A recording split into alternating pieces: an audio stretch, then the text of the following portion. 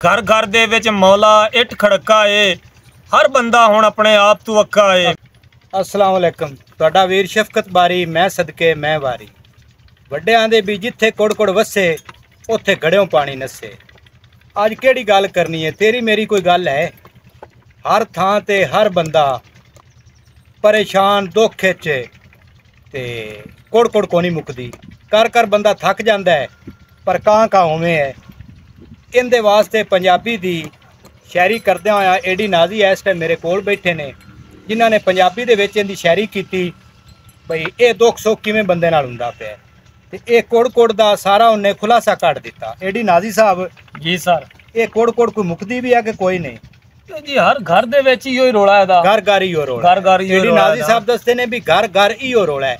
ये रोला दस्सण वास्ते सानू सुणाओ, सानू ओ आदी ज़बान दे विच पंजाबी मां बोली दे विच। आओ जी, पंजाबी नज़म लिखी है कि घर घर दे विच मौला इट खड़का है, हर बंदा हुण अपने आप तू अक्का है। और हर दिल विच उदासी घुमण घेरियां ने, सुखा ने क्यों साथू अखियां फेरियां ने, सोचां दे विच ज़हन विचारा थक्का है, हर बंदा हुण अपने आप तू अक्का है। और गल आसमान तू रब्बा मीं हुण सुखां दा, कर देवे इलाज जो साडियां दुखां दा, पा दे खैर वसल दा रब्बा फक्का है, हर बंदा हुण अपने आप तू अक्का है। और हर बंदे ते तू इतबार ना कर बेली, हर बंदे ते तू इतबार ना कर बेली, अज कल दे ता लुट लैंदे नी घर बेली, बंदा बंदा भैड़ा हुंदा कहरा कक्का है, हर बंदा हुण अपने आप तू अक्का है। और पुत्र अदब ना कर दे अपने बाप दा ए, पुत्र अदब ना कर दे अपने बाप दा ए, बेअदबी विच लैंदे नंबर टाप दा ए, वड वड खावे प्यो नू पुत्र सक्का ए, हर बंदा हुण अपने आप तू अक्का ए।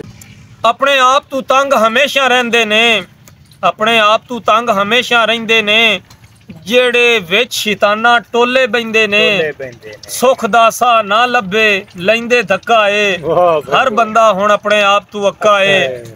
और सट कलेजे वज्जी फट ना घुलदे ने, सट कलेजे वज्जी फट ना घुलदे ने, मैं वर्गे सह कच्चे भांडे रुलदे ने, तेरा करम जे होवे बन जा पक्का ए, हर बंदा हुण अपने आप तू अक्का ए। और ए मिसरा लिखिया जिमीदार भाइयां वास्ते भी एक सीरी हुंदा है ना, उनदे नाल गल कीती भरावा तू ना माल नूं ही पट्ठे पाने ने दे, उन्हें गल टुकी गई जी, मुसलमान दा दुंदा पक्की गल हो गई जी, माल नूं पट्ठे पाने ने।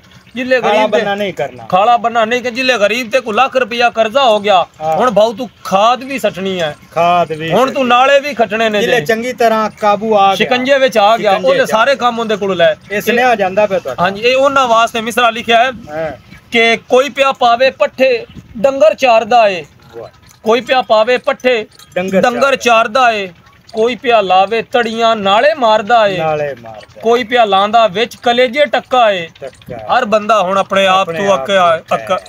और अगला मिसरा है कि कई पराडो गड्डियां इत्थे झूट गए, कई पराडो गड्डियां इत्थे झूट गए, कई विचारे खाक च अखियां नूट गए, कई सिकंदर वर्गे मार गए छक्का है, हर बंदा हुण अपने आप तू अक्का है। और एक है मिसरा है कि कई विचारियां चढ़ियां डोली चावां दी, कई विचारियां चढ़ियां डोली चावां दी, कई निमाणियां पा लई फाई हावां दी, और कई बिन चढ़ियां डोली ढोल ढमक्का है, हर बंदा हुण अपने आप तू अक्का है।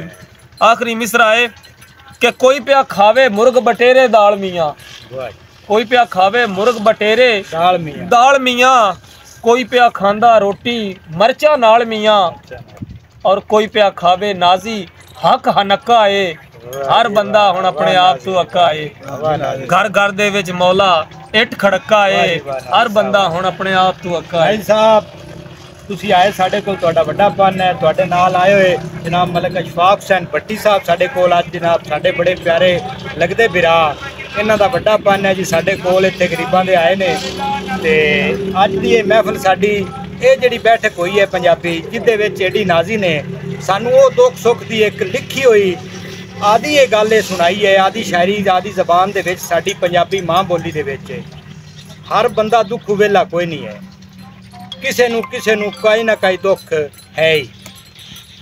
ये गल जे एडी नाजी दी दिल नू चंगी लगे तो कमेंट से सानू दस्या जे। साजिद भट्टी साहब मेरे कोल ने, माजिद भट्टी साहब, मियाँ लतीफ साहब, असी आ डेरे सजना दे ते बैठे हुए हैं। लै भी बेलियो रब रखा, जिउंदे वसदे रहो ते हसदे रहो।